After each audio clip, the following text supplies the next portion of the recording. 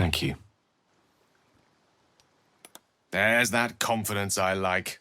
I thank you for seeking me out. Amidst all this merriment, I wasn't sure we'd have a chance to speak this evening. I wasn't sure we'd have a chance to make merry, just the two of us. As they say in Waterdeep, in wine there is truth. That's usually followed by, in water there is good sense. Good sense will have to wait till the morrow. We shared a romantic moment of the mind while cloaked in the weave, didn't we? And I seem to recall a fond allusion to that moment afterwards. Allow me to make the following proposition. There's a book that circulates in Ulm, detailing the first 1,000 nights of a newlywed king and queen. They turned everything they did into an art. The art of conversation. The art of taste, time-honored and newly acquired. The art of the body. The exploration and acceptance of the self and the other. The art of the night itself. I say we take a page from their book. I'm many things, but coy's not one of them. What do you say? That's because I'm full of delights. We'll let the night run its course, and when everything is quieting down, safe in the arms of sleep, I'll come by to find safety in yours. There's promise in patience, I assure you. Let the night run its course so that we can run ours as well.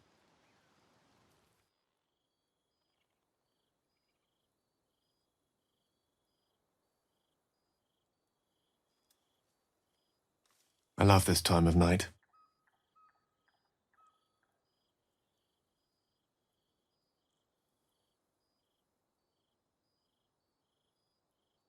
There's almost a reverent silence that accompanies the peak of darkness. And you'd almost believe the dawn will never break. You understand it then? The timelessness of lovers. That most beautiful of fantasies.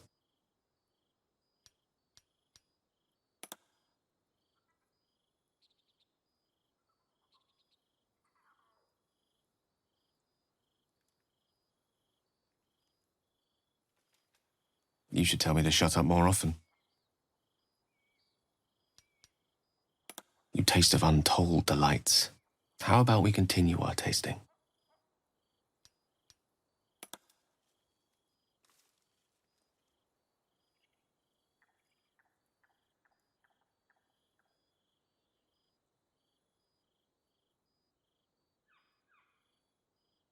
Good morning. Looks like the dawn broke after all.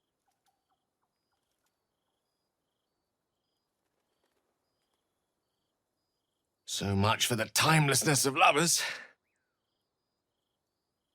It's all right. You look even more beautiful in the light. I'm sure I do. I know we have to get moving again soon, but before we part, I'd like to tell you something. I'd like to tell you a story. I owe you as much. It's a story full of answers long overdue. It is the story of a man who fell in love with a goddess.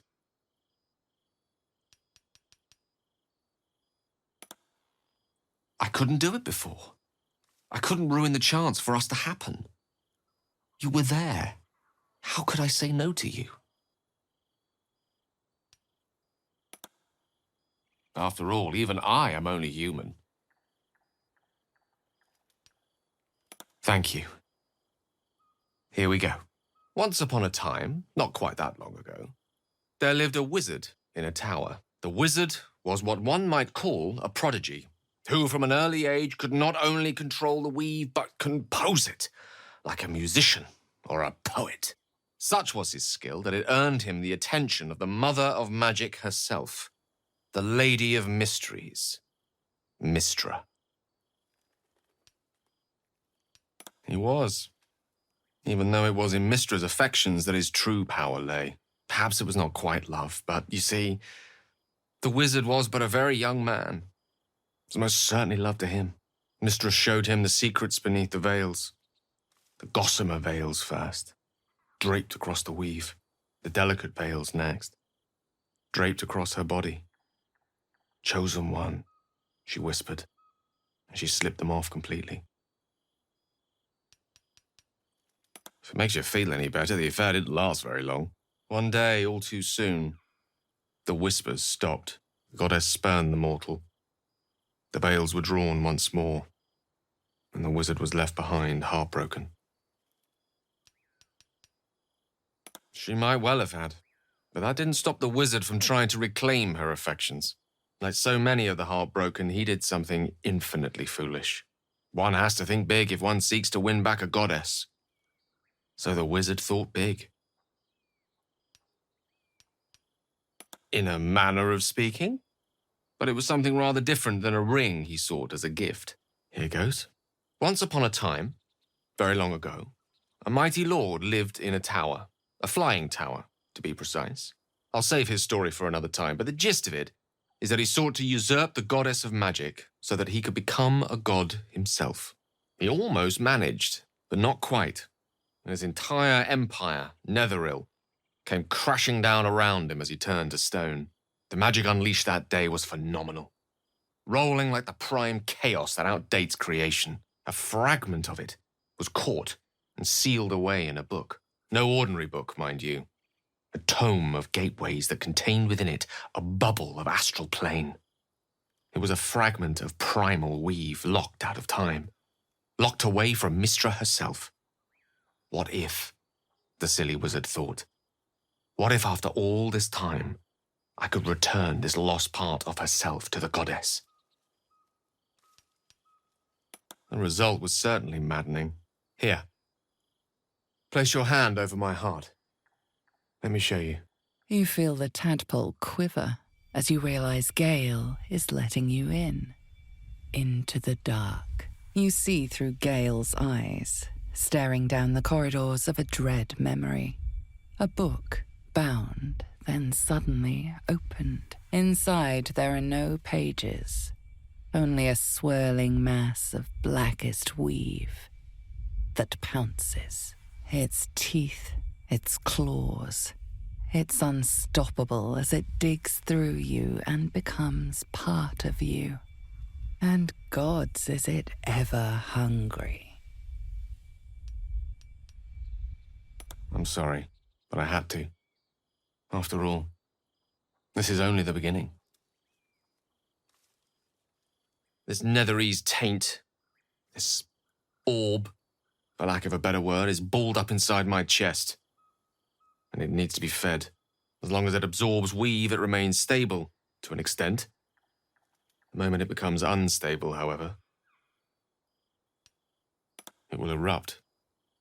I don't know the exact magnitude of the eruption, but given my studies of Netherese magic, I'd say even a fragment as small as the one I carry, it'd level a city the size of Waterdeep. Yes, it is my truth, finally revealed. It is this folly that led Mystra to abandon me completely. I can only hope that you won't abandon me as well. After all we've been through, after the night we spent together, surely we can brave even this side by side. That is a great relief. Oh, a great relief indeed.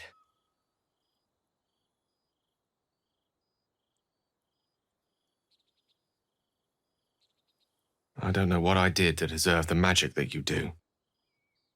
Many challenges lie ahead, but in this moment I believe nothing to be insurmountable. The road awaits. Shall we? Or do you have questions for me? The orb was kept safe and inert in a pocket of astral plane, suspended in time. If I can somehow manage to expel it from my body while in the astral plane, it will be rendered inert again. Alternatively, I could learn to control its chaotic magic. That is, to succeed where I failed before. Without Mystra's favor, I don't see how that may come to pass. Of course, there could be different answers as well. Faerun brims with more magic than any one wizard could fathom, let alone comprehend. Who knows what outlandish solutions may yet present themselves? I'll be honest with you. I don't know. She's my muse still, the embodiment of magic. But the embodiment of love? Only if we ever meet again will I know. You don't. And a great compliment that is, too. You are unique in your own right, and just as incomparable. Here's to us, and to brand new adventures.